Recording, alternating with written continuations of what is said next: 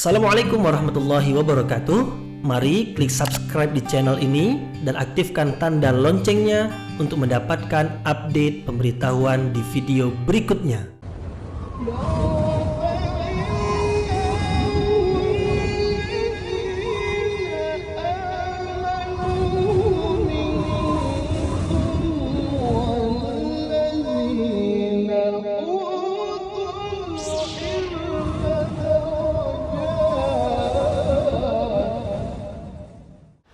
A'udzu billahi minasyaitonir rajim. Bismillahirrahmanirrahim. Assalamualaikum warahmatullahi wabarakatuh.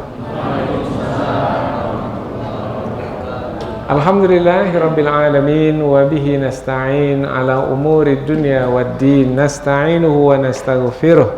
Wa na'udzu billahi min shururi anfusina wa min sayyiati a'malina. فمن يهده الله فلا مضل له ومن يضلل فلا هادي له أشهد أن لا إله إلا الله وحده لا شريك له وأشهد أن محمدا عبده ورسوله لا نبي بعده أما بعد. Puji syukur kehadirat Allah Subhanahu wa taala yang masih melimpahkan rahmat dan nikmatnya. Kita bersyukur dengan mengucapkan alhamdulillahirabbil alamin. Kemudian tidak lupa pula bersalawat kepada Rasulullah dengan mengucapkan Allahumma salli ala Sayyidina Muhammad wa ala ali Sayyidina Muhammad, dan bersalam kepada Rasulullah dengan ucapan Assalamualaikum ya Rasulullah. Alhamdulillah kita dapat kembali meneruskan pengajian tafsir ayat-ayat suci Al-Quran, masih lagi di surah Thaha dan masih lagi kisah Nabi Musa alaihi salam, yaitu mulai dari ayat yang ke-42 sampai ayat 46 dari surah Thaha. Masih lagi tentang kisah Nabi Musa, tetapi lebih khusus adalah tentang Nabi Musa berdakwah kepada Fir'aun. Nabi Musa didampingi oleh Nabi Harun, karena Nabi Musa meminta kepada Allah. Sebelum ini ada doa Nabi Musa. Setelah Allah mengangkat Nabi Musa menjadi Rasul, kemudian Allah menyampaikan perintah supaya Nabi Musa pergi kepada Fir'aun untuk menyampaikan dakwah kepadanya, yaitu untuk menyampaikan bahwasanya Tuhan yang patut disembah dengan kebenaran hanyalah Allah Subhanahu wa ta'ala.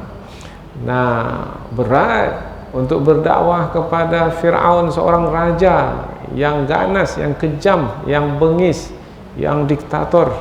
Bahkan Fir'aun sendiri sudah menyatakan dirinya sebagai Tuhan. Nah, maka Nabi Musa mengetahui bahwasanya berdakwah kepada Fir'aun itu amatlah berat sekali. Tetapi karena Allah telah mengangkat Nabi Musa sebagai Rasul, maka tugas sebagai seorang Rasul mesti dijalankan. Nah, Allah Subhanahu wa ta'ala menyampaikan bahwasanya bagaimanapun berat yang akan dijalani nanti dalam berdakwah kepada Fir'aun, maka wahai Musa, jangan kamu takut, jangan kamu khawatir. Bersamamu ada tanda-tanda kekuasaanku, karena sebelum ini sudah diterangkan tentang mukjizat yang sudah diberikan kepada Nabi Musa alaihissalam. Maka pergilah kamu berdakwah wahai Musa kepada Fir'aun itu, bersamamu ada mukjizat, yaitu yang akan menguatkanmu di dalam berdakwah kepada Fir'aun itu. Maka jangan kamu takut, jangan kamu khawatir. Kewajibanmu adalah menyampaikan kebenaran itu, menyampaikan kebenaran dengan perlahan, dengan lembut. Jangan dengan keras, dengan suara yang tinggi, jangan dengan marah-marah, jangan. Tapi sampaikan dengan lembut, dengan perlahan. Karena yang kamu dakwahi itu adalah yang sedang angkuh dan sombong dengan kekuasaannya. Maka biasanya orang yang angkuh, sombong karena kekuasaan yang dimiliki, maka mudah sekali untuk menolak. Karena keangkuhan dan kesombongannya itulah yang mendindinginya, yang menghalanginya untuk menerima nasihat, menerima tunjuk ajar, menerima bimbingan dari orang lain, apalagi orang itu adalah orang yang tak ada kedudukan. Nabi Musa siapa berbanding dengan Fir'aun? Nabi Musa yang besar di istana. Fir'aun itu sendiri yang membesarkannya, mengambilnya dari sungai, dari kecil lagi dibawa ke istana, dibesarkan di istana, dengan belas kasihan Fir'aun dia tumbuh besar.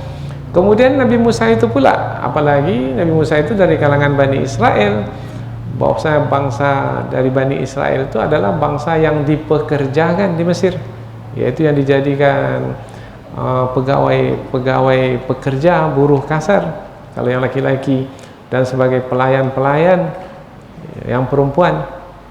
Jadi siapa Nabi Musa alaihissalam apabila dibandingkan dengan Fir'aun yang memiliki kedudukan yang tertinggi di Mesir. Nah, sekarang Nabi Musa pula mau menyampaikan tentang kebenaran yang bertentangan dengan yang diyakini oleh Fir'aun. Oh, jelas. Nah, mudah sekali Fir'aun itu menolaknya, disebabkan karena keangkuhan dan kesombongannya. Maka supaya berhasil dalam menyampaikan dakwah kepada orang yang tinggi kedudukannya itu, maka Allah menyampaikan caranya. Cara yang terbaik dalam menyampaikan dakwah kepada orang yang berkedudukan tinggi, yang sombong itu adalah dengan lemah lembut. Dengan lemah lembut. Nah, ini yang akan kita pelajari nanti, yaitu Nabi Musa dan Nabi Harun berdakwah kepada Fir'aun dengan lemah lembut, tetapi bukanlah lemah lembut itu jaminan bahwasanya dakwah itu akan berhasil, tidak. Nah, tapi itulah dia cara yang terbaik, yang tepat, yang sesuai apabila berdakwah kepada orang yang berkedudukan tinggi, yang angkuh dan sombong. Nah, mudah-mudahan Fir'aun itu akan ingat siapa dirinya, kemudian dia akan ingat bahwasanya alam semesta ini ada penciptanya, maka hendaklah tunduk dan patuh merendah di hadapan pencipta alam semesta. Mudah-mudahan dia ingat siapa dirinya, karena siapa manusia yang ingat kepada dirinya, kembali ke fitrahnya yang suci, maka nanti akan mengenal, akan mengingat Allah Subhanahu wa ta'ala, pencipta dirinya dan pencipta alam semesta ini. Mudah-mudahan Fir'aun itu nanti dengan dakwahmu wahai Musa yang lemah lembut itu akan ingat kepada Allah, kemudian lahir rasa takut dalam dirinya. Takut bermakna kaitannya adalah dengan siksaan, dengan hukuman. Apabila dia memilih kesesatan, maka dia pasti akan mendapatkan siksaan, hukuman. Nah, akan lahir rasa takut sehingga dia akan meninggalkan kesesatan itu, memilih jalan yang benar. Nah, itulah yang disampaikan oleh Nabi Musa alaihi salam, yaitu Allah sebagai Tuhan yang diibadati, kemudian dengan lemah lembut supaya Fir'aun itu ingat siapa dirinya, kemudian dia akan ingat Allah Subhanahu wa ta'ala, pencipta dirinya, kemudian lahir rasa takut sehingga dia akan tinggalkan kesesatan, kemudian mengikuti petunjuk Allah Subhanahu wa ta'ala. Meskipun demikian, dalam ayat yang akan kita pelajari nanti juga diterangkan bahwasanya ada juga rasa takut muncul pada diri Nabi Musa alaihissalam. Itu adalah wajar, artinya manusiawi, bahwasanya rasa takut itu datang dari perasaan. Rasa takut itu bukan rasa takut akan yang berkaitan dengan duniawi, tidak. Rasa takut berkaitan dengan bisa berhasil tidak dakwah ini, karena tugas yang diamanahkan, yang diperintahkan kepada Nabi Musa itu terlalu berat. Jadi takut tidak mampu untuk menjalankan tugas itu, disebabkan karena boleh jadi nanti Fir'aun akan menyiksanya, kemudian dengan siksaan tersebut belum lagi menyampaikan dakwah, Fir'aun sudah segera menyiksanya. Artinya belum lagi terucap apa-apa kata, Fir'aun sudah menangkapnya dan menghabisinya. Nah, Nabi Musa khawatir tak sempat untuk menyampaikan kebenaran itu. Bukan takut disiksa, bukan. Nah, tapi takut tak tersampaikan. Tak tersampaikan kebenaran itu karena siksaan mungkin lebih dahulu. Nah, daripada menyampaikan kebenaran itu. Atau Fir'aun itu melampaui batas di dalam melakukan tindakan sehingga tidak dapat menerima kebenaran. Umpamanya boleh saja Fir'aun itu membunuh Nabi Musa dan Nabi Harun alaihissalam sebelum Nabi Musa dan Nabi Harun itu sampai ke istana. Kan kalau mau masuk istana kan melalui apa? Lapisan-lapisan ya, ada pengawal pertama, kemudian lapisan berikutnya. Dan boleh jadi Fir'aun itu sudah lebih tahu dahulu siapa yang akan datang itu. Maka boleh jadi sebelum sampai Nabi Musa itu masuk ke dalam istana menemuinya, boleh jadi titah Fir'aun itu adalah bunuh saja dia. Nah, boleh jadi itu adalah perbuatan melampaui batas. Nah, itu yang dikhawatirkan oleh Nabi Musa dan Nabi Harun alaihissalam. Tetapi Allah menenangkan Nabi Musa dan Nabi Harun. Wahai Musa, Harun, tugasmu adalah menjalankan perintahku. Apa akan jadi nanti itu aku yang akan menguruskannya. Apa yang akan berlaku nanti ke atas dirimu jangan kamu khawatirkan. Aku nanti yang akan menyelesaikannya, mengurusnya. Karena takut itu adalah tidak suka kepada perkara buruk yang akan terjadi. Sudah terjadi sekarang? Belum. Takut itu kepada perkara yang akan. Takut mati. Sudah mati sekarang? Belum. Tapi takut mati itu sudah ada sekarang? Nah, takutnya sudah ada. Tapi matinya belum. Nah, jadi Allah Subhanahu wa taala menenangkan Nabi Musa dan Nabi Harun, jangan kamu takut. Nanti apa akan terjadi? Aku yang akan mengurusinya. Aku mendengar, aku melihat apa yang kamu kerjakan. Nah, inilah dia sekedar ringkasan atau pengantar dari ayat-ayat yang akan kita pelajari. Bahwasanya masih lagi kisah tentang Nabi Musa, yaitu lebih khusus adalah Nabi Musa diperintahkan oleh Allah Subhanahu wa taala untuk berdakwah kepada Fir'aun dan didampingi oleh saudaranya Nabi Harun alaihi salam. Banyak pelajaran yang akan kita dapatkan nanti insyaallah, yaitu Nabi Musa alaihi salam berdakwah dengan lemah lembut, dengan merendahkan dirinya dan merendahkan suaranya. Karena makna lemah lembut itu suara merendah, kemudian merendah bukan berarti mengalah, tidak, tapi merendah yaitu dengan tetap menghormati Fir'aun sebagai raja di Mesir. Kemudian dengan menggunakan kata-kata yang sopan, kata-kata yang santun, kata-kata yang terpilih, apalagi yang didakwa itu adalah seorang raja yang dihormati oleh semua rakyatnya. Kemudian ada lagi yang nanti kita akan coba bahas, yaitu Allah yang memerintahkan Nabi Musa dan Nabi Harun itu sudah tahu tidak? Pasti jawabannya sudah tahu. Sudah tahu tidak bahwasanya Fir'aun itu tidak akan menerima dakwah? Pasti sudah tahu. Karena Allah tahu apa yang akan terjadi. Kalau Allah sudah tahu bahwasanya Fir'aun yang akan didakwahi oleh Nabi Musa dan Nabi Harun itu, untuk apa lagi Allah memerintahkan Nabi Musa dan Nabi Harun? Nanti kita bahas insyaallah. Ini hanya sekedar untuk pengantar saja. Itu pelajaran yang sangat berharga. Jadi ada ujian dalam berdakwah. Di antara ujian itu kita tak tahu apa hasil. Nah, maka kita jangan mencari tahu pula tentang apa hasil. Hasilnya itu orang yang didakwahi itu akan masuk Islam kah, tak masuk Islam kah, semakin mendekat kepada Allah kah, semakin seperti apapun hasilnya itu serahkan kepada Allah. Tugas Nabi Musa, Nabi Harun dan juga tugas kita sekarang adalah jalankan perintah Allah. dalam berdakwah. Dan jangan pernah kecewa. Aduh, kalau tahulah saya dia tak terima dakwah saya, dari awal saya tak mau berdakwah. Jangan. Karena bukan begitu. Itu tidak berhasil dalam ujian. Baik.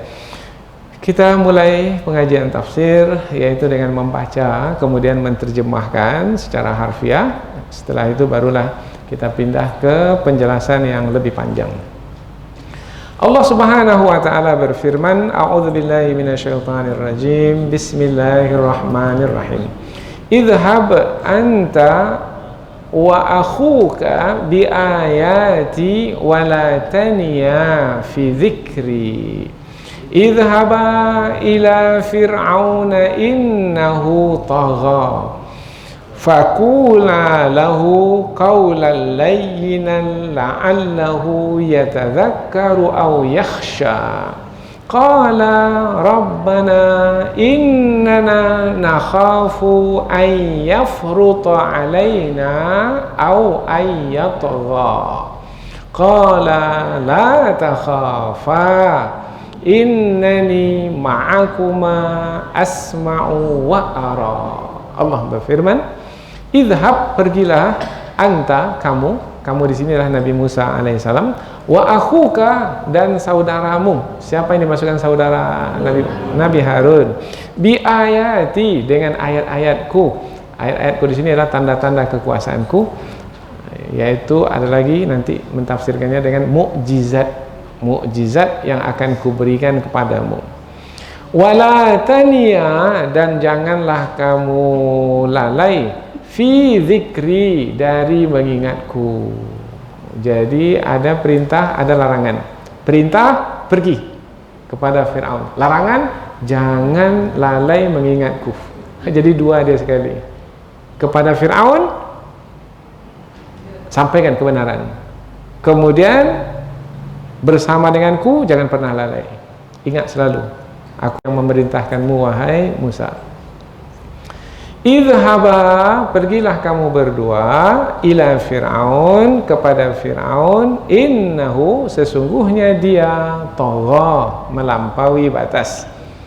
Nah, melampaui batas di sini ini adalah menempatkan dirinya sebagai Tuhan. Nah, itu perbuatan melampaui batas Fir'aun itu. Fakula, maka katakanlah kamu, wahai Musa dan Harun, lahu, kepadanya, kaulan, perkataan layyinan, yang lembut, yang lunak.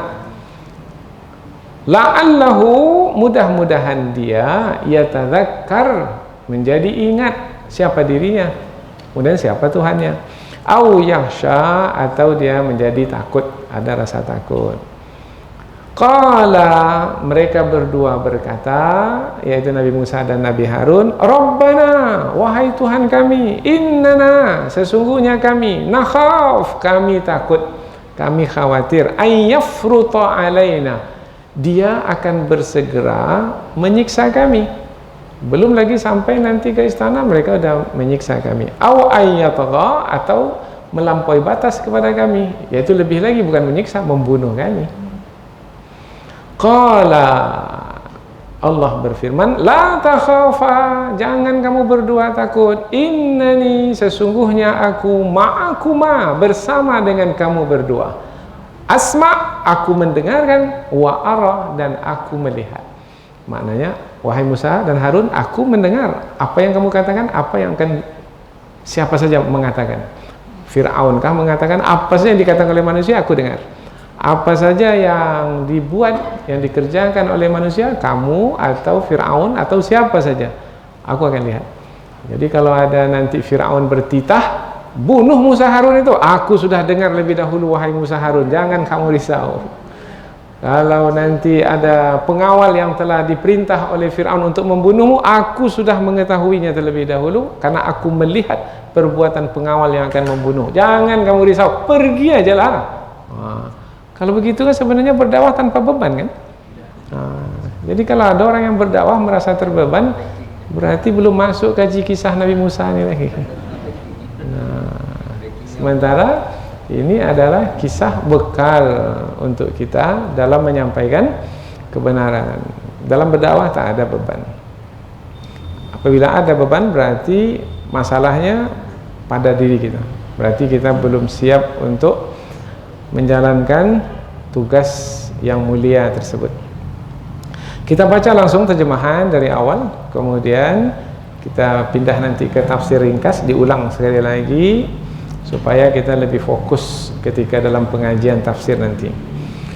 Pergilah kamu wahai Musa dan saudaramu Harun dengan ayat-ayatku, yaitu dengan tanda-tanda kekuasaanku, dan janganlah kamu lalai dari mengingatku.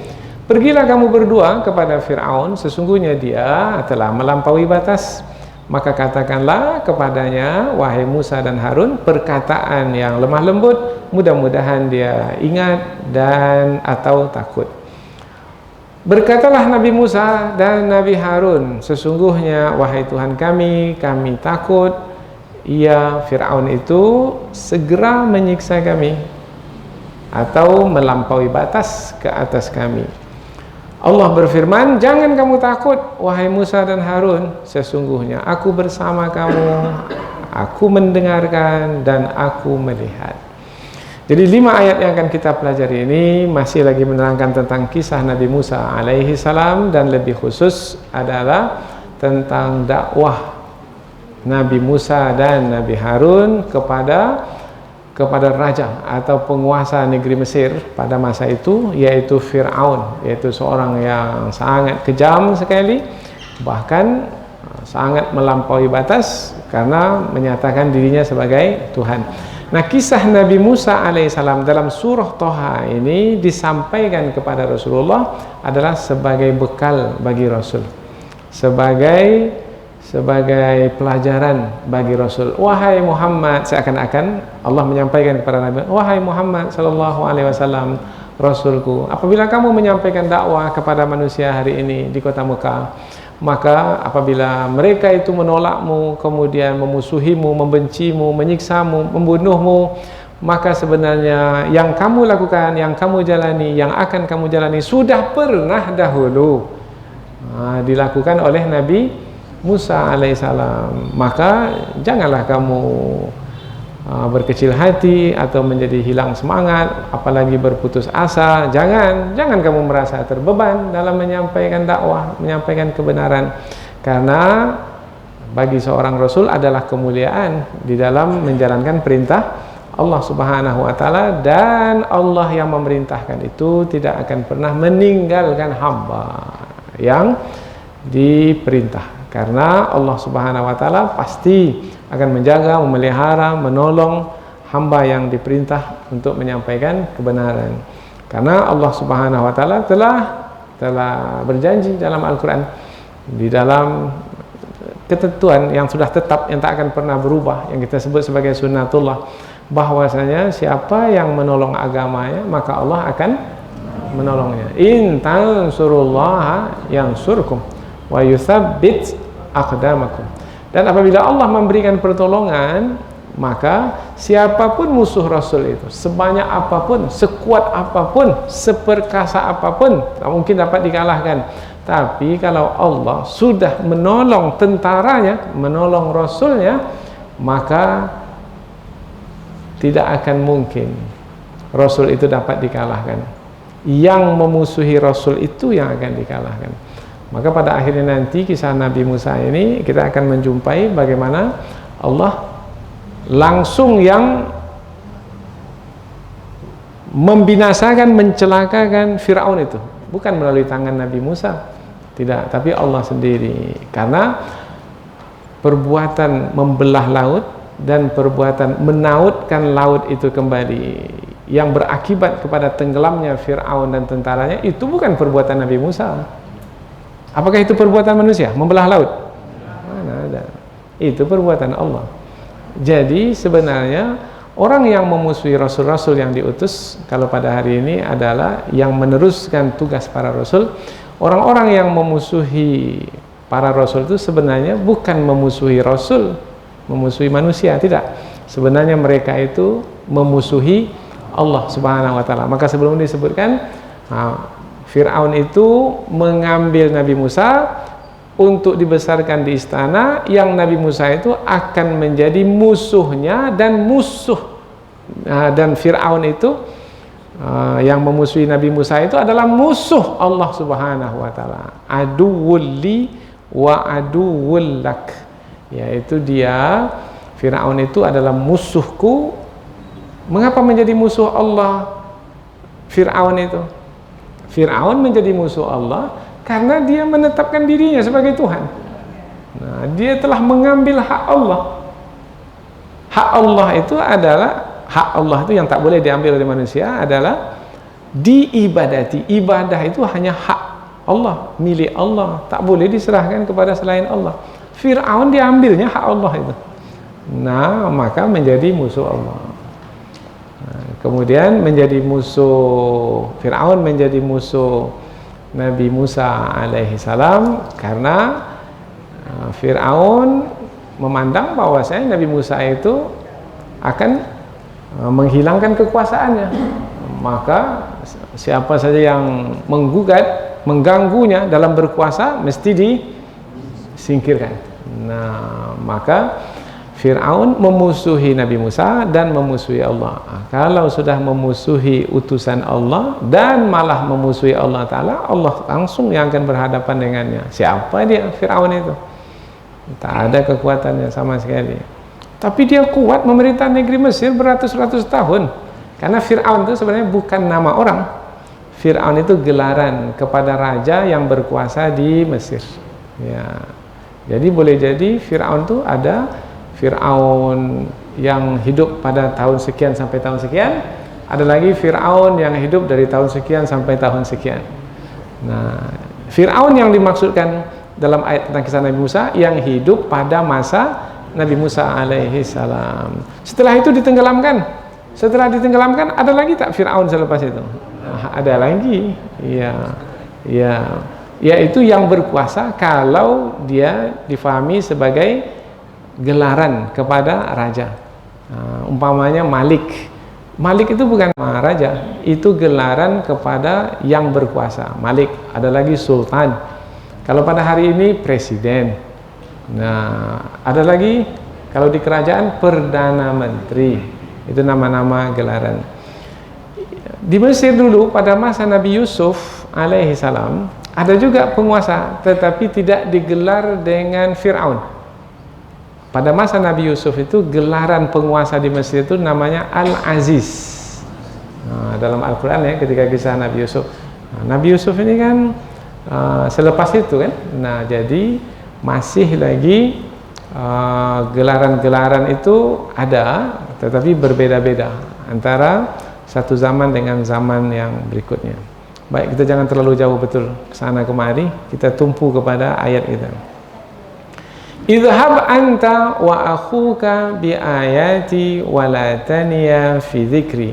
Pergilah kamu wahai Musa dan saudaramu. Sebenarnya langsung saja Allah memerintahkan, tidaklah perlu untuk memisahkan. Pergilah kamu dan saudaramu. Sebenarnya pergilah kamu berdua. Kan bisa sekali kan? Tapi mengapa pergilah kamu, Nabi Musa dahulu, baru dan saudaramu? Menerangkan bahwasanya yang menjadi rasul utama adalah Nabi Musa alaihissalam, dan rasul yang berikutnya itu yaitu Nabi Harun itu adalah yang membantu Nabi Musa alaihissalam, karena Nabi Harun menjadi nabi sebagai pembantu Nabi Musa adalah berkat doa Nabi Musa alaihissalam yang dikabulkan oleh Allah Subhanahu wa taala. Kedua-dua mereka ini rasul. Dari sisi kerasulan mereka berdua sama-sama rasul. Tetapi mana rasul yang pertama, yang utama, yang diikuti oleh yang satu lagi adalah Nabi Musa alaihissalam. Karena yang pertama kali diangkat menjadi rasul itu adalah Nabi Musa. Masih ingat kan cerita Nabi Musa naik ke atas bukit Tur Sina? Bukan langsung kedua-duanya dipanggil, enggak.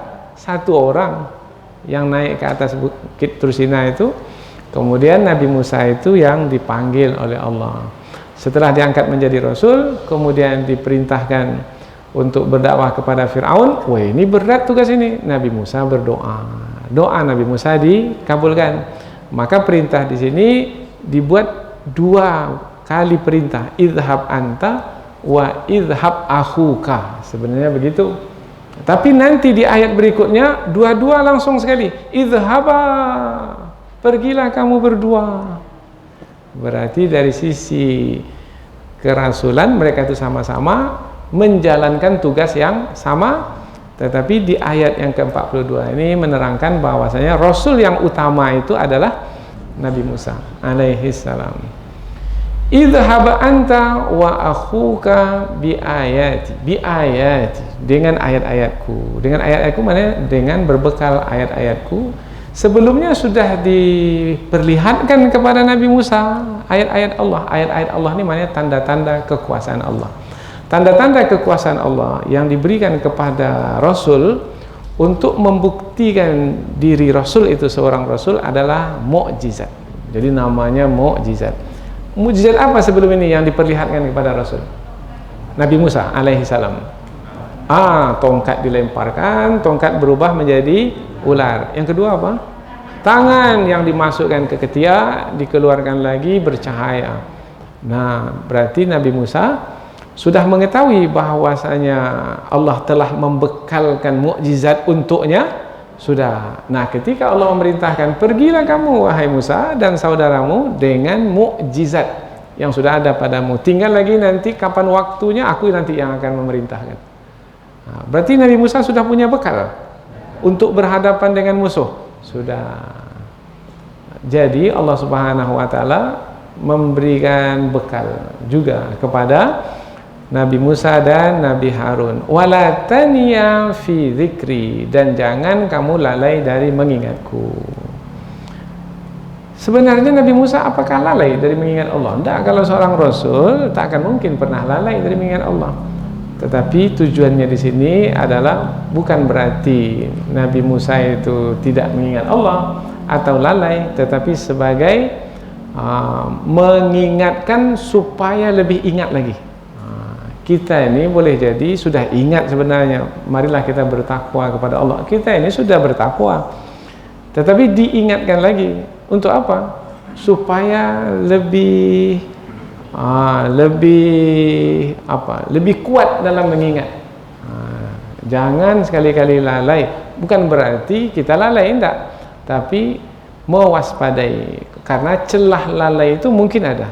Nah, mengapa diingatkan Nabi Musa supaya jangan lalai dari mengingat Allah? Karena apabila lalai dari mengingat Allah, berarti putus hubungan dengan Allah. Ketika putus hubungan dengan Allah, siapa nanti yang akan masuk menguasai manusia itu? Itu dia, syaitan. Karena kita ini ada musuh yang selalu mengintai. Lalai saja kita, di saat lalai itu musuh masuk, syaitan. Nah, maka jangan pernah lalai. Wala taniya fi zikri, jangan lalai dari mengingatku. Artinya ingatlah aku terus, wahai Musa. Nah, dalam Al-Quran disebutkan ketika seorang hamba itu mengingat Allah, maka Allah akan mengingat hamba itu. Fadhkuruni azkurkum, ingat kepadaku, niscaya aku akan ingat kepadamu. Nah, ketika kita ingat kepada Allah di waktu senang, waktu sehat, Allah akan ingat kita di waktu kita sakit, kita susah. Nah, ingatlah Allah ketika senang. Ketika kita senang sekarang ini, kita berzikir, kita sholat, baca Quran. Nanti ketika sakit, Allah pun akan mengingat kita. Nah, mengingat kita itu nanti akan menjaga iman kita, memberikan kesabaran kepada kita. Ya, kita jalani juga musibah itu, tapi Allah kuatkan kita dalam menjalani musibah tersebut, sehingga musibah itu untuk meninggikan kedudukan kita, karena kita berhasil dalam menjalani musibah tersebut. Nah, jadi mengingat Allah itu adalah bekal. Nah, jangan sampai kamu wahai Musa kurang bekalmu di dalam menjalankan perintah yang berat itu. Nah, jadi Allah memerintahkan Nabi Musa dengan pertama pergi menghadap Fir'aun itu dengan berbekal mukjizat, dan yang kedua pergi menghadap Fir'aun itu dengan sentiasa mengingat senantiasa mengingat Allah Subhanahu wa taala. Idhaba ila fir'auna innahu tagha. Pergilah kamu kepada Fir'aun, sesungguhnya dia melampaui batas. Tadi kan sudah ada perintah pergi. Pergilah kamu wahai Musa dan saudaramu dengan tanda-tanda kekuasaanku dan jangan kamu lalai dari mengingatku. Sekarang pergilah kamu. Diulang saya lagi. Ini yang kali kedua ini untuk apa ini? Kan sama-sama perintah pergi. Perintah pergi pertama itu tumpuannya adalah pada diri Nabi Musa sendiri. Perintah pergi kedua itu tumpuannya kepada Fir'aun yang didakwahi itu. Kamu wahai Musa, apabila pergi kepada Fir'aun, ingat kamu senantiasa hendaknya mengingat Allah Ta'ala. Dan jangan risau, kamu dibekalkan oleh Allah mukjizat. Nah, bermakna tumpuannya pada diri. Nah, kemudian perintah yang kedua ini, pergi kamu kepada Fir'aun. Fir'aun itu yang kamu akan datangi itu, Fir'aun itu adalah orang yang melampaui batas. Bermakna dalam berdakwah, lihat diri kita dan lihat musuh. Nah, jangan lihat diri kita saja. Kalau Fir'aun musuh, kalau yang didakwai itu musuh. Nah, bagaimana musuh itu tak jadi musuh? Nah, kalau masuk Islam dia kan itu jadi sahabat, jadi saudara kita. Nah, tetapi kalau dia menyatakan permusuhannya, apakah kita terus juga mendakwahinya? Ya, terus mendakwahinya. Bagaimana dia tidak memusuhi? Nah, paling tidak bagaimana dia berhenti dari memusuhi. Kalaupun tak masuk Islam, dia berhenti dari memusuhi. Atau paling tidak berkurang permusuhannya. Paling tidak. Tapi kalau bertambah, ya itu Allah yang akan menguruskannya nanti, karena tugas kita hanyalah menyampaikan kebenaran kepadanya. Hanya saja dalam menyampaikan kebenaran, nah tadi sudah disebut, kamu wahai Musa, tumpuan pada diri Nabi Musa, dan Fir'aun yang kamu akan datangi itu dia melampaui batas.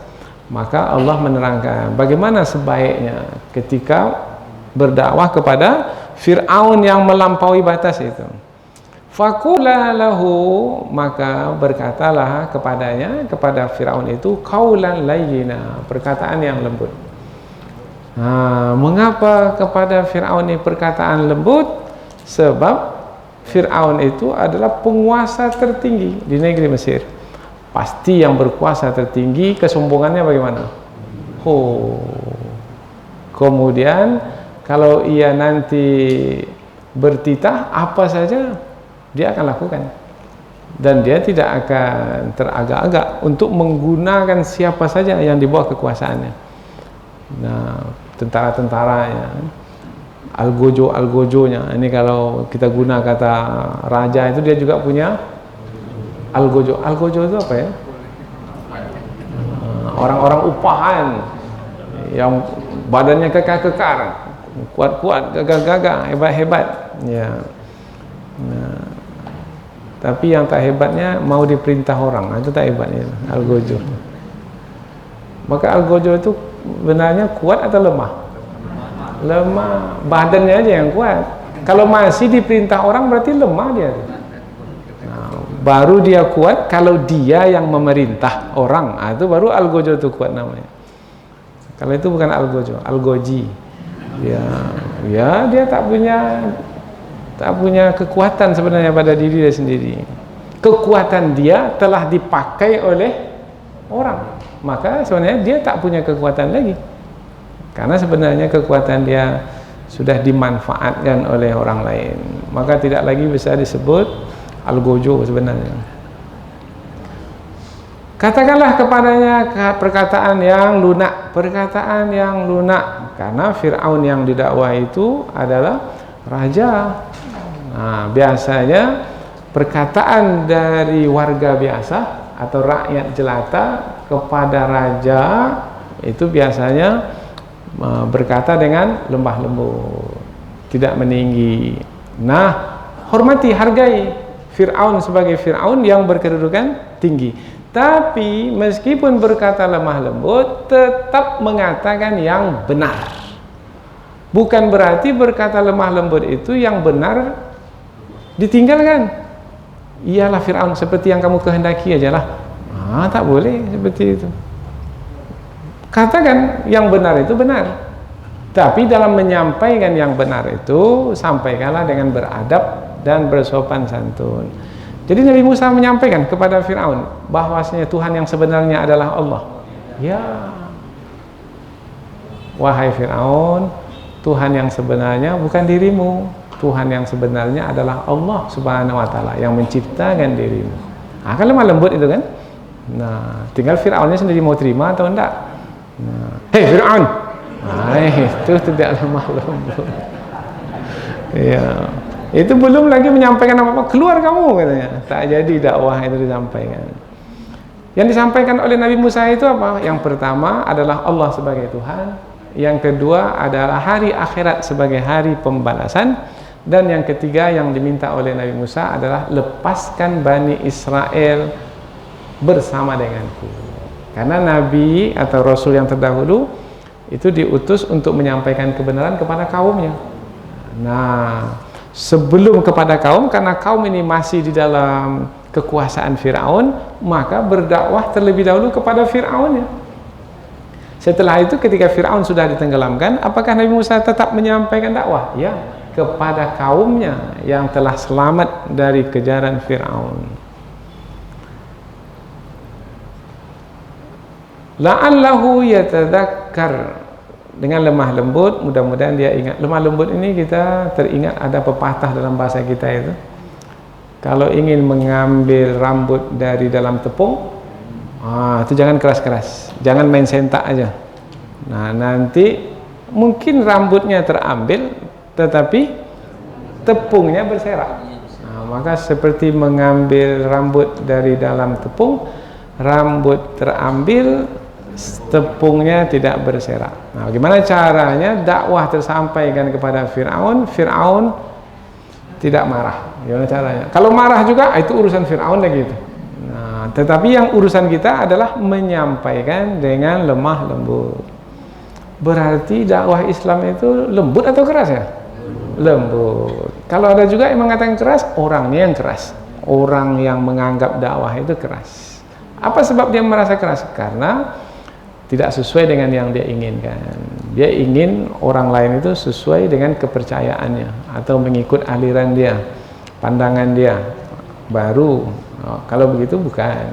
Islam itu menyampaikan dakwah dengan lemah lembut, dan yang disampaikan adalah kebenaran. Kebenaran yang paling pokok, yang paling utama adalah la ilaha illallah, dan sekarang Muhammadur Rasulullah, karena Rasul yang terakhir adalah Nabi Muhammad sallallahu alaihi wasallam. Yatadzakkar, agar dia itu la'allahu, mudah-mudahan. Mudah-mudahan di sini dalam tafsir disebutkan likai, agar atau supaya. Tujuan dari berdakwah lemah lembut itu adalah supaya Fir'aun itu dia ingat. Ingat apa? Ingat dirinya siapa? Manusia kalau lihat diri, ingat diri, dulu saya ini tak ada, kemudian menjadi ada. Kemudian dahulu saya lahir lemah.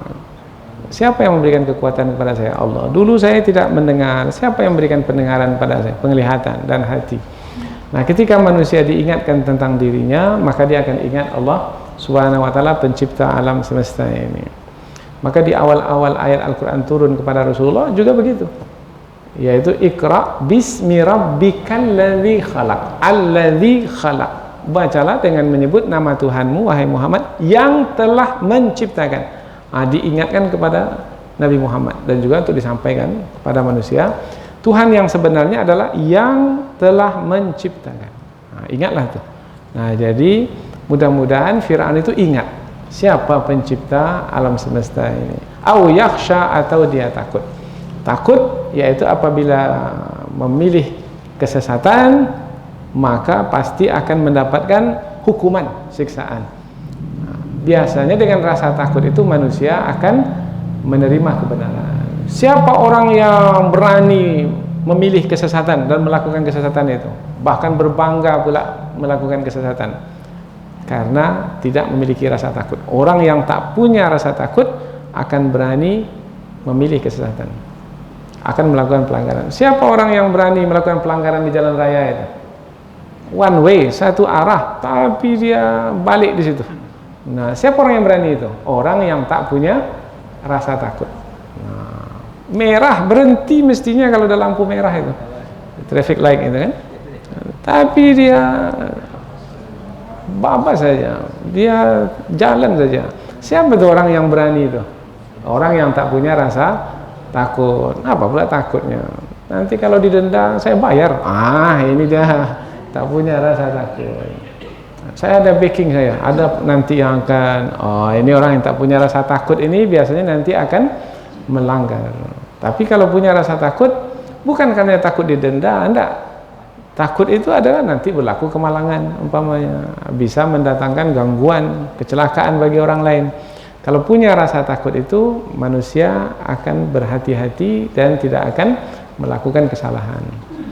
Nah, jadi inti dakwah itu sebenarnya, mudah-mudahan dia Fir'aun itu ingat siapa dirinya, siapa Allah. Mudah-mudahan dia Fir'aun itu memiliki rasa takut. Berarti dakwah itu isi sebenarnya adalah bagaimana membawa orang supaya ingat Allah, supaya memiliki rasa takut kepada Allah. Kalau dakwah itu sampai ke situ, bermakna dakwah itu berhasil. Tapi kalau dakwah itu hanya tertawa, bagaimana? Dakwah tadi, bagus sekali ustadznya. Dari awal sampai akhir tertawa terus kita dibuatnya. Jadi tak ada mendatangkan rasa takut, tak ada membawa kepada mengingat Allah. Ini dakwahnya sebenarnya bukanlah dakwah yang sejati, karena dakwah itu tidak ada isi, itu namanya senda gurau dan permainan. Ya, tak ada bedanya dengan pelawak yang menghibur orang supaya orang tertawa saja. Ya.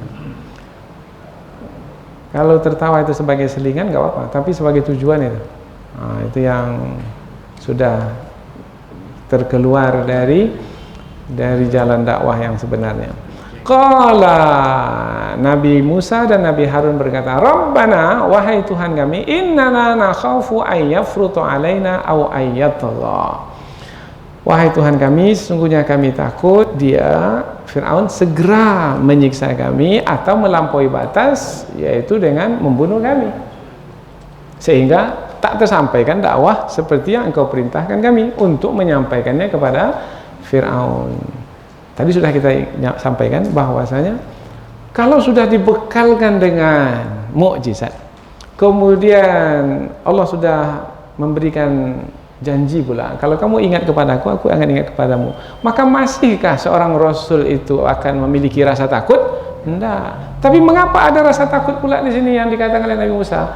Takut tidak dapat menyampaikan kebenaran. Jadi takutnya itu bukan takut kepada Fir'aun, takut tidak tersampaikan perintah Allah itu disebabkan karena Fir'aun lebih dahulu menyiksanya atau membunuhnya. Berarti Nabi Musa itu menjadi lebih bersungguh-sungguh di dalam menjalankan tugas, sehingga mengadukannya kepada Allah. Ya Allah, aku mengadu kepadamu ini takut nanti dakwah ini tak tersampaikan kepada Fir'aun itu, karena Fir'aun itu sangat kejam sekali. Apapun dia bisa lakukan, sehingga belum lagi kami sampai menghadapnya, kami sudah dibunuh nanti, sudah disiksa. Allah menenangkan Nabi Musa. Qala, Allah berfirman, la takhafa, jangan kamu berdua takut. Tadi apa mana takut? Apa tadi? Kita sebut mana takut atau apa takut? Tidak suka kepada perkara buruk yang akan terjadi. Perkara buruk yang akan terjadi.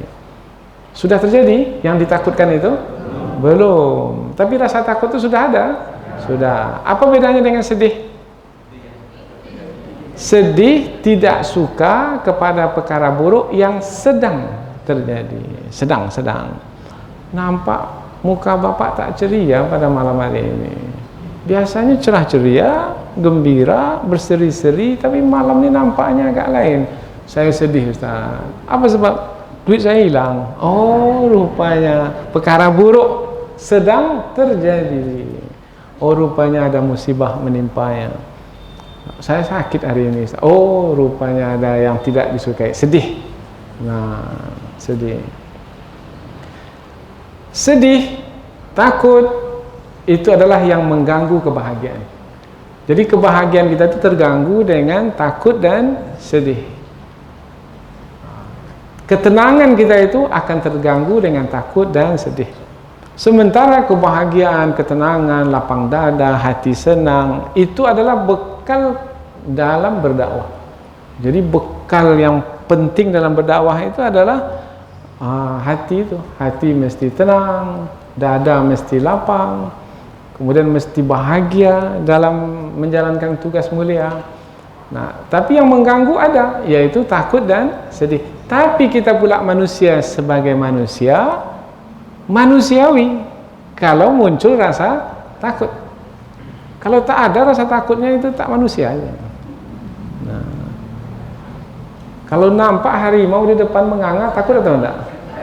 Takut. Kalau enggak takut, itu tak manusia.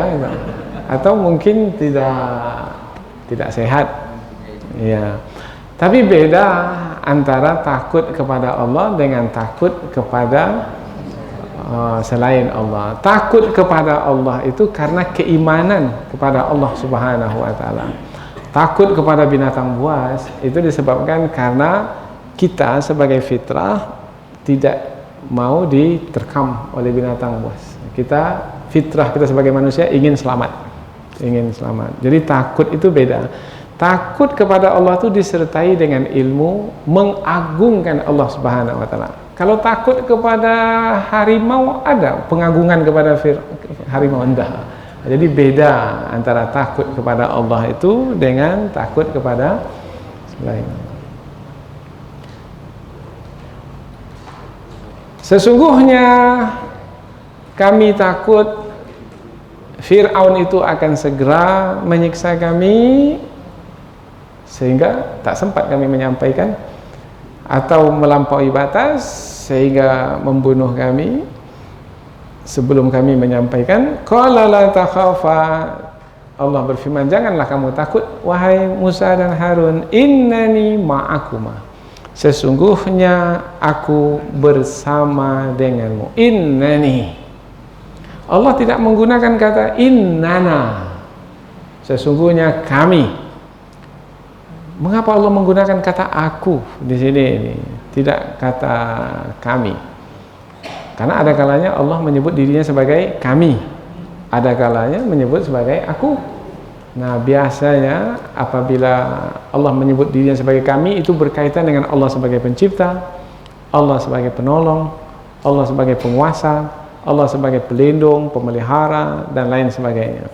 Berkaitan dengan rububiyah, Allah sebagai Rabb. Tapi ketika Allah menyebut dirinya sebagai aku, ini kaitannya dengan ibadah. Dengan ibadah, tauhid.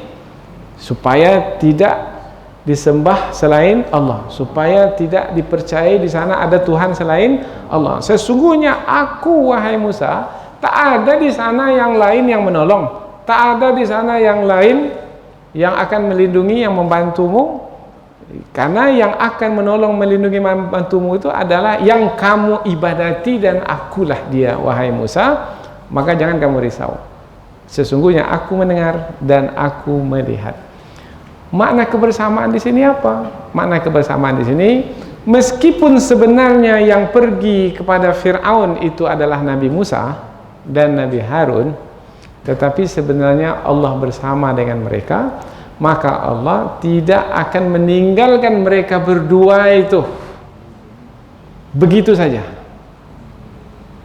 Artinya apa lagi? Artinya yaitu kalau ada apa-apa yang berlaku ke atas dirimu berdua, wahai Musa dan Harun, karena aku bersama denganmu, aku akan menjagamu. Tak akan aku biarkan Fir'aun itu menjentikmu. Menjentikmu pun tak aku biarkan. Kira-kira begitulah. Karena aku bersama denganmu, tak akan aku relakan Fir'aun itu menyakitimu. Karena kalau sudah bersama dengan Allah, maknanya Allah akan sepenuhnya menjaga, tidak akan membiarkan musuh itu mengganggu atau menyakiti. Nah, perkataan Allah ini sesungguhnya aku bersama denganmu, ini diulang pula oleh Nabi Musa ketika Nabi Musa dikejar oleh Firaun, kemudian di hadapan laut, di belakang Firaun sudah semakin dekat, kemudian Bani Israel mengatakan, wahai Musa, ini tak datang ke tempat lari, pasti kita hanya akan didapatkan kembali oleh Firaun. Inna lamudrakun, sungguh kita hanya akan ditangkap kembali oleh Firaun. Nabi Musa menjawab, jawabannya sama dengan perkataan Allah di sini. Ketika Allah menyebut sesungguhnya aku bersama denganmu, maka Nabi Musa berkata, tidak wahai Bani Israel, kalla, sekali-kali tidak, kita tak akan mungkin didapatkan oleh Firaun, karena yang menyuruhku untuk membawa kamu keluar dari Mesir ini adalah Allah. Tak akan mungkin Allah membiarkan kita akan ditangkap oleh Firaun dan tentaranya. Maka perkataan Nabi Musa, inna ma'iyya Rabbi, sesungguhnya bersamaku ada Tuhanku, yahdini, yang akan memberi petunjuk kepadaku.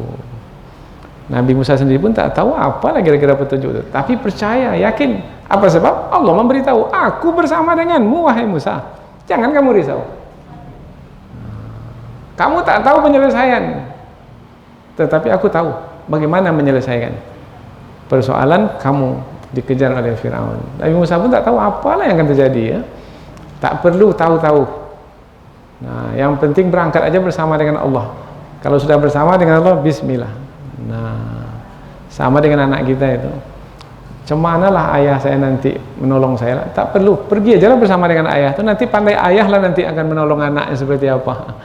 Nah, dalam fikiran anak itu kan, mungkin anak ini diganggu di sekolahnya, dibully oleh kawan-kawannya, maka kata si anaknya, dia lapor pada ayahnya, kata ayahnya, baik, saya akan bersama denganmu wahai anak ke sekolah itu.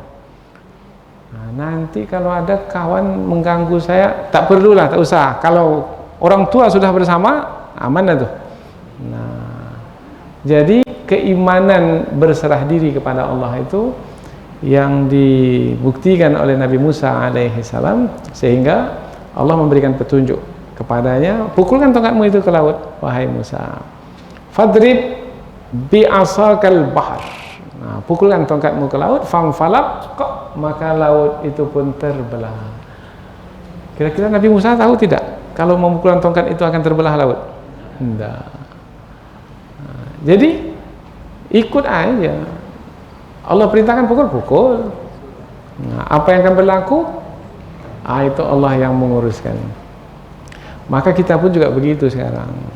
Sampaikan dakwah, sampaikan saja dakwah. Pergi ke pedalaman, pergi ke pedalaman sana. Apa yang akan berlaku di sana? Nantilah, kita lihat aja lah dulu. Pergi aja lah dulu. Tapi jangan kalau nanti, kalau dapat kalau tak jadi. Gitu. Maka dikatakan fa inna law taftahu amala syaitan, sesungguhnya berkalau-kalau itu membuka perbuatan syaitan. Kalau bahasa kami berkalau itu begaduh. Berkalau maknanya berandai-andai, itu tidak dibolehkan. Orang yang berserah diri kepada Allah, menyerahkan urusannya kepada Allah, Allah tidak akan membiarkan hambanya. Asma wa ara. Asma, ada saja yang bersuara, aku akan dengar. Siapa yang bersuara? Kamu yang menyampaikan dakwah, aku dengar. Wahai Musa dan Harun.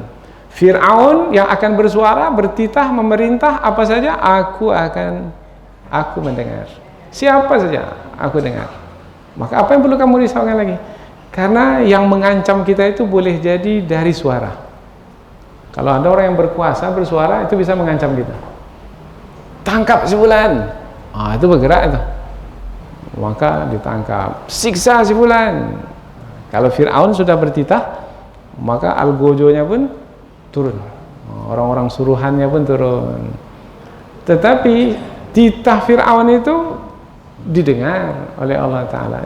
Sebelum Fir'aun bertitah pun baru tergetak di hati Fir'aun itu, belum lagi dia memanggil orang suruhannya, Allah sudah mendengar. Alimum bidzatis sudur. Mengapa kita perlu risau? Tak perlu risau. Wa arah, dan aku melihat apa yang kamu kerjakan wahai Musa, atau arah apa yang Fir'aun kerjakan, apa yang, jadi tidak ada yang luput dari pengetahuan. Disebut mendengar, melihat, karena ini adalah dua di antara panca indera manusia untuk mengetahui. Untuk mendapatkan pengetahuan, mendengar. Untuk mendapatkan pengetahuan, melihat. Nah, Allah sebut di sini dua, mendengar, melihat, menerangkan bahwasanya tidak ada yang tidak diketahui oleh Allah. Pergerakan apa saja yang ada, Allah mengetahuinya. Maka wahai Musa, jangan kamu risau dalam berdakwah kepada Fir'aun. Baik, seperti apa lanjutan dari kisah ini? Pertemuan yang akan datang, insyaallah. Subhanakallahumma wa bihamdika, asyhadu an la ilaha illa anta wa astaghfiruka wa atubu ilaik. Wassalamualaikum warahmatullahi wabarakatuh.